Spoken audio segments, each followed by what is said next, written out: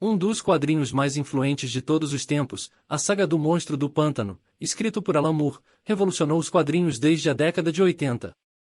Foi o nascimento do selo de quadrinhos adultos da DC Comics, Vertigo. Com este lançamento, James Gunn prepara um projeto de filme mais focado no terror. Vem comigo que te conto tudinho, mas antes deixa seu like e inscrição para ficar por dentro das novidades da DC.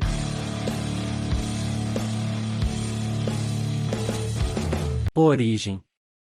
Uma das principais fases dos personagens nos quadrinhos mundiais. É assim que o autor britânico Alan Moore define uma passagem escrita na revista A Saga do Monstro do Pântano. Dada a sua primeira oportunidade deste lado do Atlântico, o feiticeiro de Northampton não desiludiu e já começava a abalar a história das suas personagens. Tudo começou com Pontas Soltas, publicado em A Saga do Monstro do Pântano número 20 de janeiro de 84. Escrito por Moore. Esta história em particular é a conclusão do que o roteirista Martin Pasko fez até agora. Houve uma batalha final entre os feiticeiros Arcane e Alec Holland, e o monstro venceu.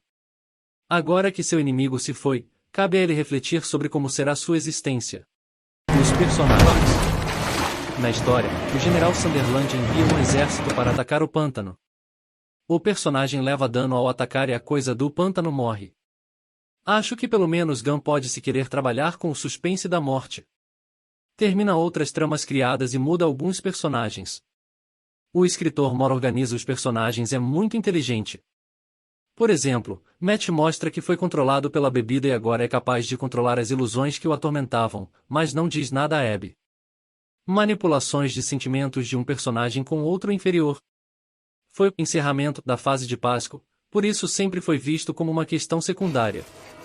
Felizmente, a coletânea publicada pela editora Panini Comics no Brasil traz essa história. Quem é o monstro? Uma revolução nos quadrinhos começou aqui.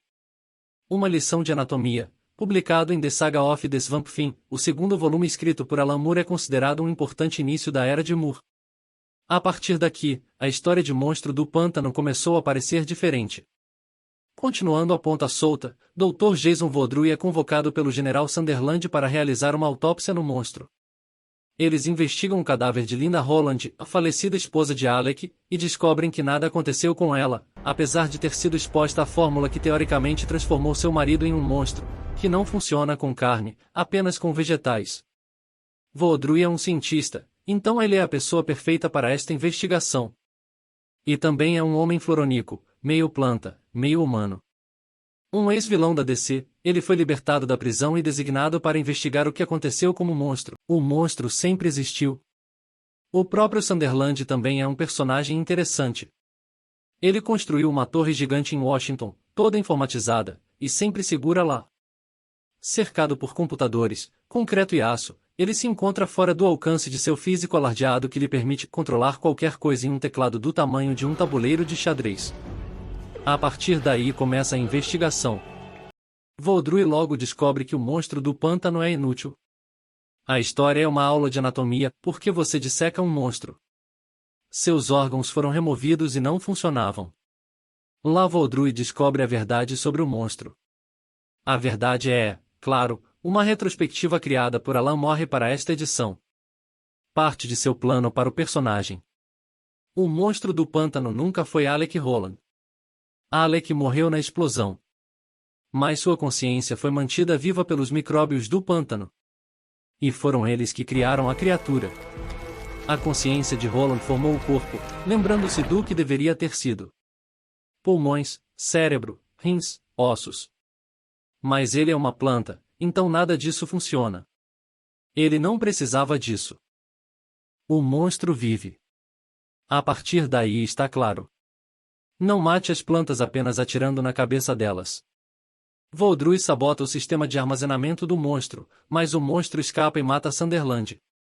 Seus últimos dias foram solitários e isolados em uma inesgotável fortaleza cínica, desesperado por ajuda. O monstro do pântano nunca foi um homem.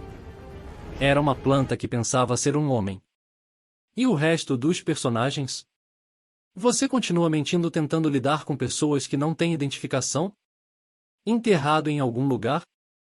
Alan Moore explica isso mais tarde, mas desta vez o horror é muito diferente, em sua vida e sua existência estavam erradas desde o início.